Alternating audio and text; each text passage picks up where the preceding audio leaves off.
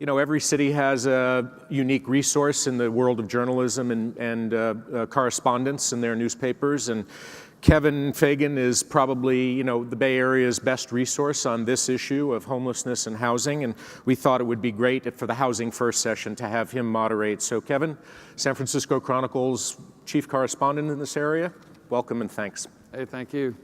Come on, panelists, you're on.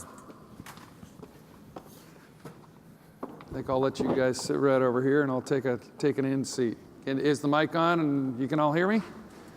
Good.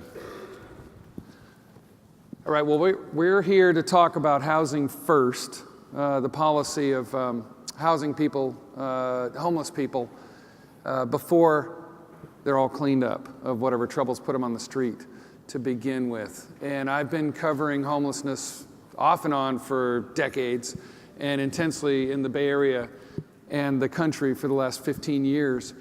And what I found, I spent 6 months living in the streets in the early 2000s because some editors said, why are there so many homeless people in San Francisco? So a photographer and I went out to experience it, which I think is always the best way to find out some answers. And at the end of it, we produced a 5-day series that I've then expanded upon ever since,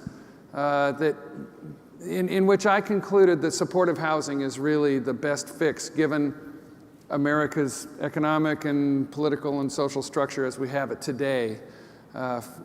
Supportive housing is the best fix for homelessness. And what that is you create complexes of housing units, rooms or apartments for homeless people, and you put them inside, and then you have case managers and counselors on site who can help them with the problems that put them in the street to begin with. Because homelessness at its heart is a poverty problem. It's a housing problem. But the reasons people wind up chronically homeless, which are the chronically homeless are the ones you see in the streets every day, under bundles, in tents. The reasons people wind up that way boil down to, family troubles, drug addiction, mental illness, a number of really critical chronic problems that knock you off your track and then fling you all the way down.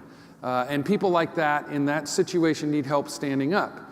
And these two folks here today have done a lot of work on helping people stand up. And I'm really honored and happy to have them here to talk with us about this issue. And I met Lloyd some years ago. How many years ago? Just a few. Two. It seemed like forever because a lot has happened since.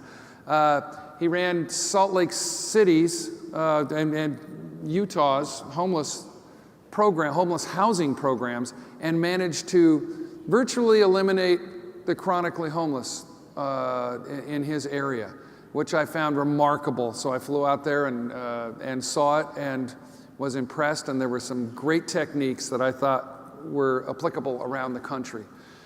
Jennifer runs Destination Home, which is this great nonprofit in Santa Clara County that has a housing first emphasis in its supportive housing, and she's helped engineer a bond on the ballot this November, which I found pretty exciting as a reporter to write about a couple of weeks ago.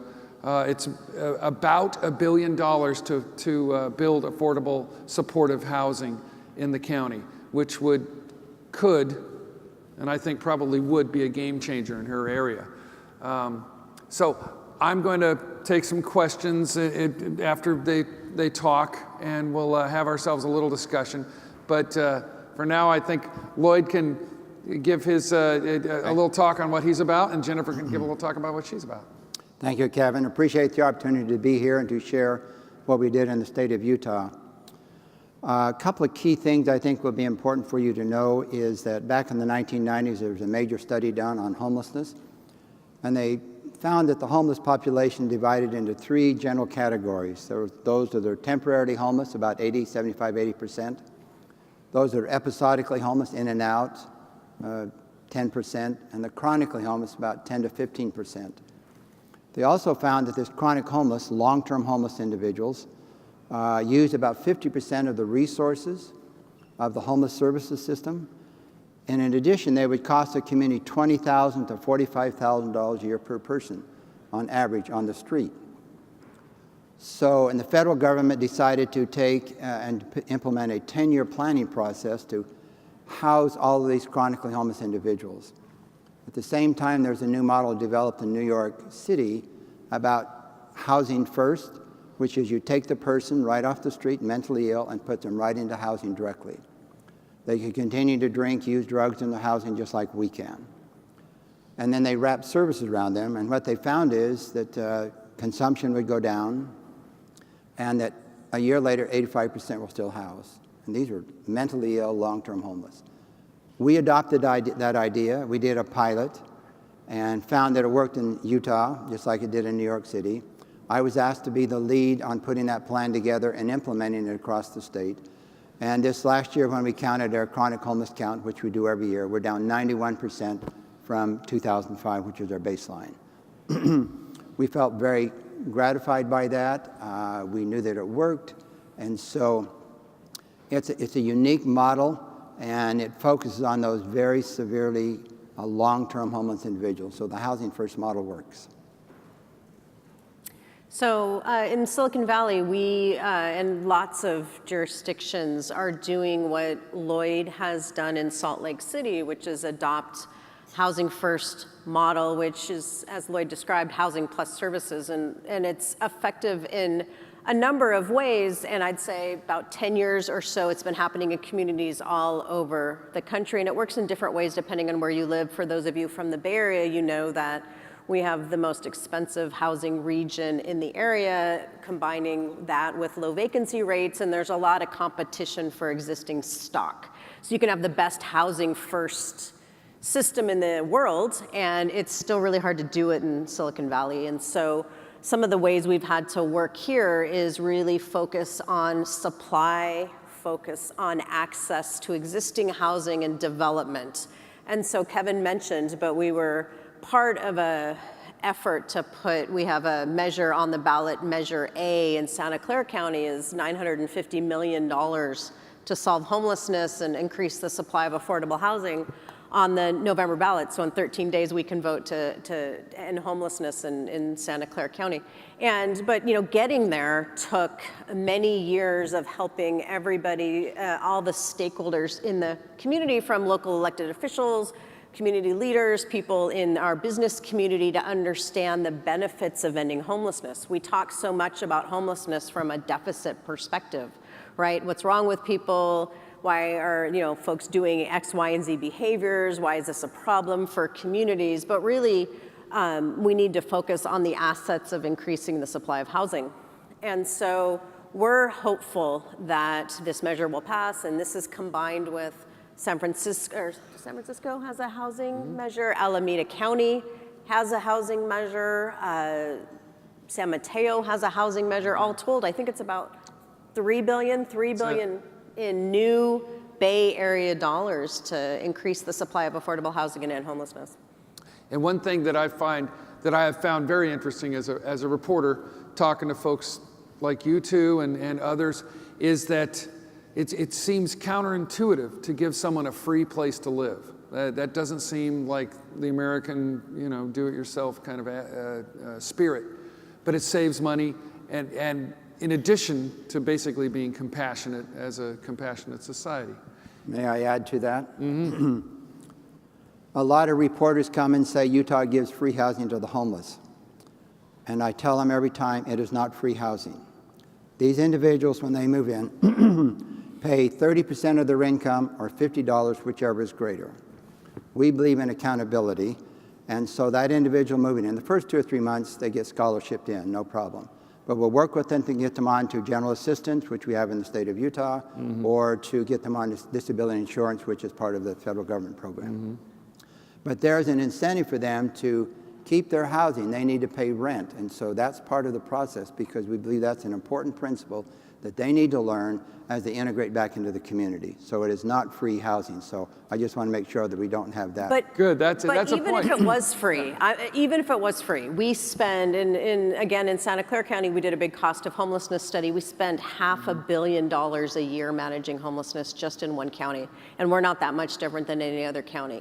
$500 million, health, mental health, justice, justice systems are the cost drivers for this. And then if you look at that data, you see that a couple thousand people are responsible for about half of that cost every single year. You house those folks, whether it's free or not, and it's in Lloyd's right, it's not free, people are paying rent, but you're still saving a taxpayer money. $40,000, $50,000 a year is not being spent on the services that people are encountering when they're really in the crisis of persistent homelessness. Yeah, it's re-enlisting someone in the idea of being invested in their own future. Because like Lloyd says, there are many programs that already pay for people. SSI, which is federal disability, Section 8 housing, which is vouchers for housing, welfare. Rather than having them be unfocused and diffused in the way that money gets used, you marshal it into housing and stability. And that becomes good for the people in the street, becomes for good people who are good for people who are around them in the street. And the figure that I often use is it can cost about $80,000 a year in ambulance calls, police calls, fire calls, emergency shelter, jail, all that. About $80,000 for a chronically homeless person in our streets here in the Bay Area. It'll cost you about $20,000 to house someone. And then you can bring in the resources that Lloyd and Jennifer are talking about and use them better to keep someone inside under a roof and improving their lives and not costing money and chaos in their lives and in their communities. We can take some questions. May I add something? Oh, sure, absolutely. Yeah. People ask, say, why was Utah successful? And I've had the opportunity to speak across the country 2 or 3 times a month for the last year and a half, 2 years. And it's given me a clear perspective of why we were successful. Even the Jon Stewart Daily Show, for those who are familiar with the Comedy Central, some of the younger ones may be familiar with it. They called me and said, why are you successful? You're the reddest of red states. I said, come on out and take a look. So they did a piece on us on January 7th of last year, which is a very nice approach in dealing with the housing first. But I basically boiled it down to champions. If you do not have a champion, it is not going to work. And matter of fact, in the magazine, Why Plans Fail, that were given to us here, the annual, talks about it. And basically, if you don't have a champion, so as I've listened to you this past day and today, there's a lot of big, hairy, audacious goals that you have. And there's a pretty good chance a lot of them will fail. And not that they're not a good idea, but I think the reason they'll fail is that you don't get the champions within the political arena, which someone yesterday spoke, I can't remember who it was, about the government sets the ground rules and the boundaries. They need to be in the discussion. So champions became very important. So I was kind of the lead champion. Lieutenant Governor is part of the championship, many others.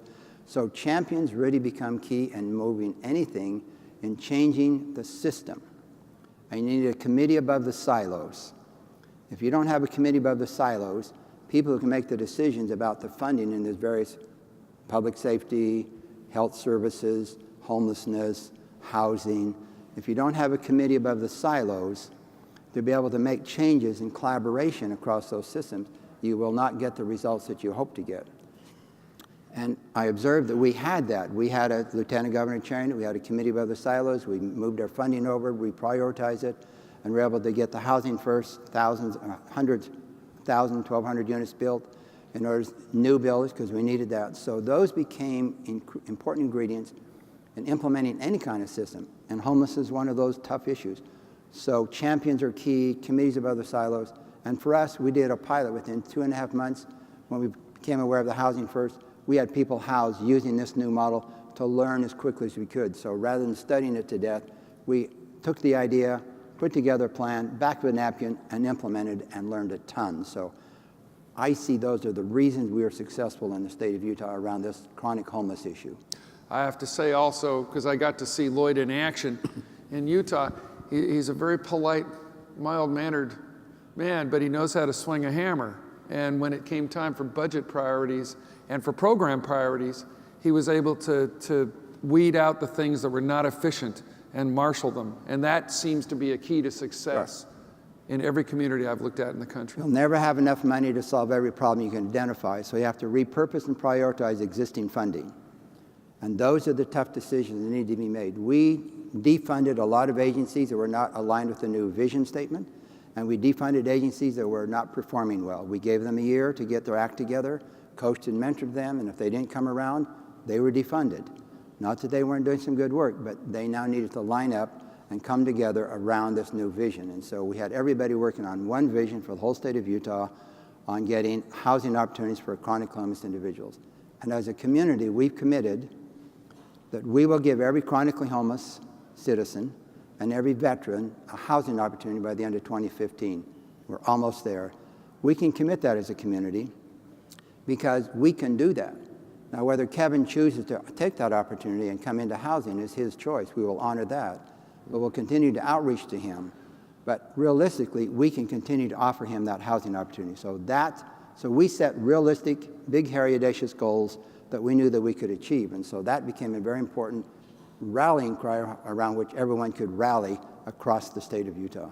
And Jennifer, have you ever met a homeless person who at 2 in the morning, when the wind is blowing, doesn't want a place to live, ultimately? I mean, I think that's the mythology is people don't want to get help, and I hear that a lot, like, oh, they don't want to be housed, or people want to live outside, and frankly, that's just almost never true. People might not want the existing system. They might not want to go to a shelter. You might not want to go to shelter either. If you have to line up every day and wait for a bed, and maybe you get one and you can't bring your stuff, and you might get robbed, or, there's all of these challenges with how we manage homelessness, but we don't meet a lot of people that don't want a solution to being unhoused. They might not want a temporary stopgap measure. And if you demand that someone is clean of drugs and mentally stable before you house them, you're not going to house a lot of people. That's true, and you need to meet them where they are, and that's the beauty of the Housing First model. Because and I've been to some cities where they say, well, we built this wonderful, beautiful facility, and then we went to the people in camps and said, we want you to move into there. And they said, no, we don't want to. So those leaders say, well, they didn't want housing. The problem was they did not engage them in the process of what they wanted in the housing, or they had too high of barriers that they didn't want to change. And so the Housing First is, I will meet Kevin where he is. Yes, you can continue to drink. Yes, you can continue to use drugs. If you sell drugs, we're going to call the police on you. Totally illegal. Yeah. So meeting them where they are is absolutely crucial to begin the dialogue and to develop a trust with them. Because they don't trust many people anymore. They've been abused and violated and victimized most of their life, and so that trust is very low. But that's true. I mean, who here would let me walk up to you and say, come with me, I'll put you somewhere to live tonight, and it'll be better than where you are? No one's gonna go with a stranger. I mean, I don't think that's exclusive to people that are outside. They've experienced probably more trauma than some people, but I mean, any relationship takes a little bit of time. Absolutely. I see we have a question. So I'm from Madison, Wisconsin, which is a very blue area, very liberal and willing to spend the money, so that's not the big issue. But what's keeping us from making progress is an argument that if we provide better facilities and services for homeless people, more people will come from other places and will be overwhelmed, and we won't make any progress. And so I wonder what you say when you hear that. Yeah, I don't care where you go. Anchorage, is the mayor still here? I was up there last November. If you build it, they will come. Haven't you heard those words up there, Mayor Berkowitz? Yeah. I know some people want to go to Alaska in the summer, but not in the winter. That argument is given everywhere, and including the state of Utah. Everywhere. So our response has been, we know that 25% of the people coming through Utah that are homeless are transient. It's in that 25 to 30%. We also know they come to Utah because of the good economy that's there and has been there even during the recession. They come for the jobs, end up being homeless. So we didn't worry about it. You can't do anything about it anyway. We're not going to build a wall around the state of Utah and vet them and let them in, and we're not going to do that. So we just didn't make it an issue because we knew others were doing the same thing across the country, and so we didn't even worry about it. And I think you shouldn't worry about it because it's wasted energy and time. Provide your service, deal with those people that you're dealing with, and so. But that's just I'm familiar with some of how Madison is working, and that's just another reason to say no. And what Madison, I think, has is you have some great on-the-ground movements with tiny homes. You have some compassionate residents that really want to see change. You have people that are suffering, especially in the winter. You don't have the coordinated political will to say we're going to solve this problem. We're going to systematically reduce homelessness by a certain percentage. These are the resources we're going to commit. We're going to use federal resources to blend it. It's just there'll be a no to something else, right? Until there's a will to really, at the highest levels, as Lloyd was mentioning before, jump in and say yes to this. And you need a dedicated, San Francisco just created a Department of Homelessness and Supportive Housing, which is what happened in Utah, essentially. You put someone in charge and they've got some political momentum in Silicon Valley. You need someone to have authority, to be on top of it and just say, okay, we're doing this. Sure, just like that's Jennifer. the difference.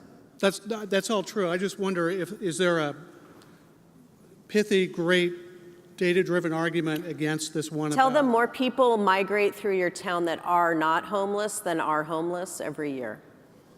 It's true. But was In the Salt Lake Silicon flooded Valley, with our homeless non-local population of housed people is higher than our non-local population of homeless folks. Yeah, virtually every city I've looked at has that 70-30 percentage. About 70% of the people are homeless already were in the city.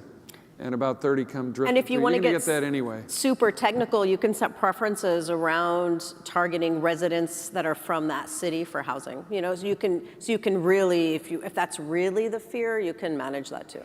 Thanks. Brian, for the chronically homeless, they have to be homeless a year or more in order to be eligible for this. And if they move in there and we don't know that they've been homeless a year or more, they don't get into that housing. They don't qualify. So they need to live their year unless they get documentation from a shelter in Las Vegas or Phoenix or whatever. So that kind of gets screened out. And this housing is for the chronically homeless. It's expensive, but it's less expensive than leaving them on the street. Mm-hmm. Thank you very much. Mm-hmm. Good luck.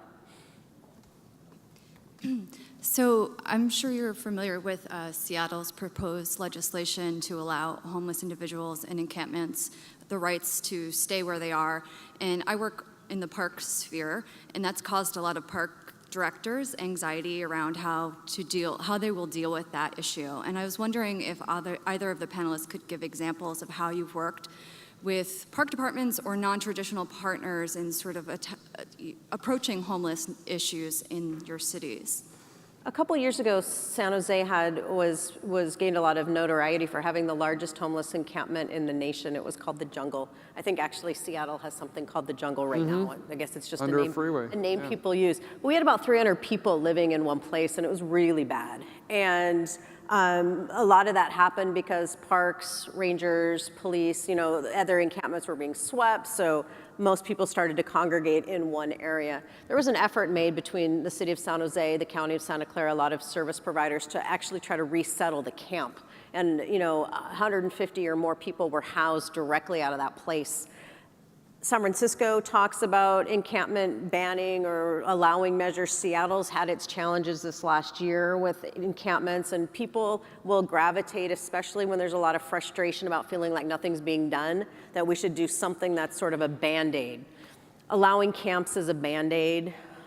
Sanctioning camps is a Band-Aid. Sweeping camps and playing that game where you move people around is the worst kind of Band-Aid of all. The way to get communities' arms around, yes, you have to manage homelessness to some degree, is to really get aggressive about solving it. What's possible in Seattle to convert SROs, hotel motels, navigation centers like are happening in San Francisco. There's other ways. Yeah, the tent camp, I've never seen a tent camp that is sustained successfully. Some of the best ones are like Dignity Village in Portland, which I'm sure you're familiar with. But it became organized. They have a leader, they have semi-permanent structures there, tiny houses or tents.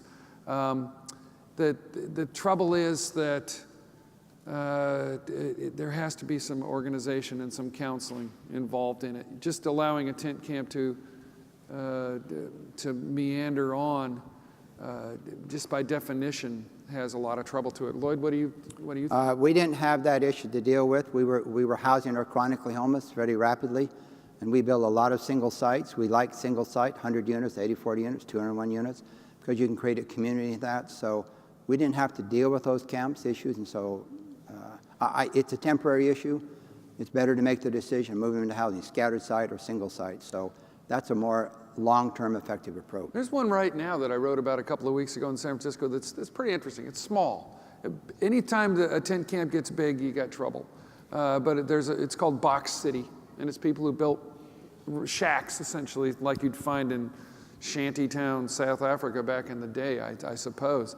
But they're shacks and they're tent-based.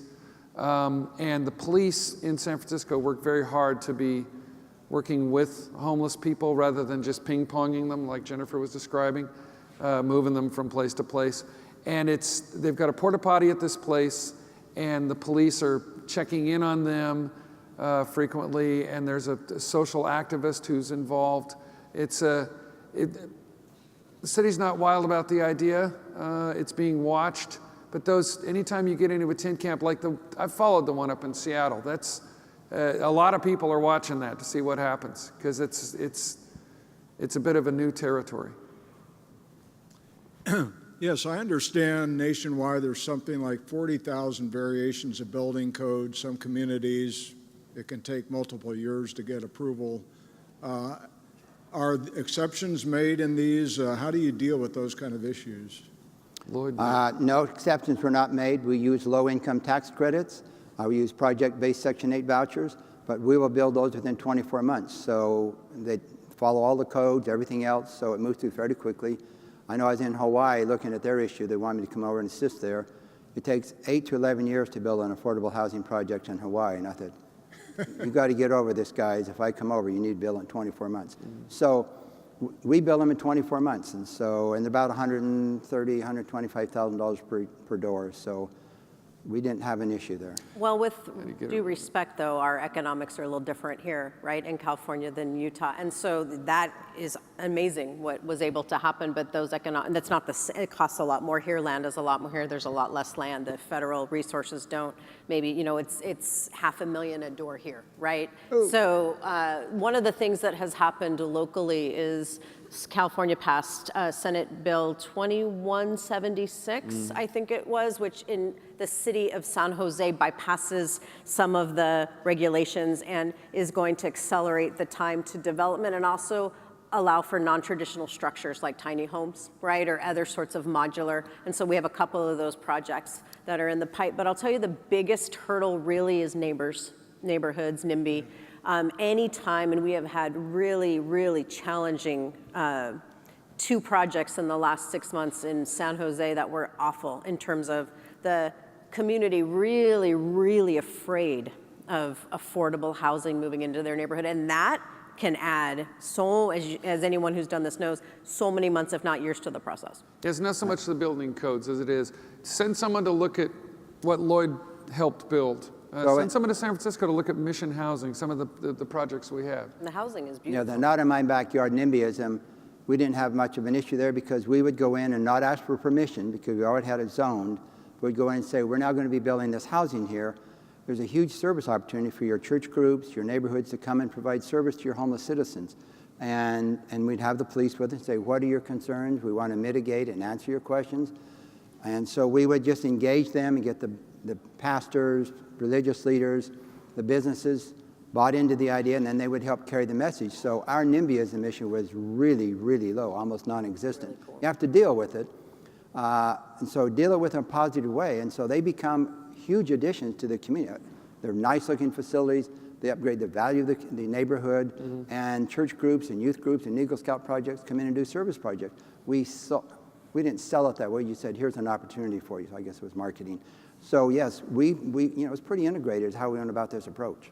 It helps. You have to enlist community buy-in, like he's saying. Thank you. Last question in the end.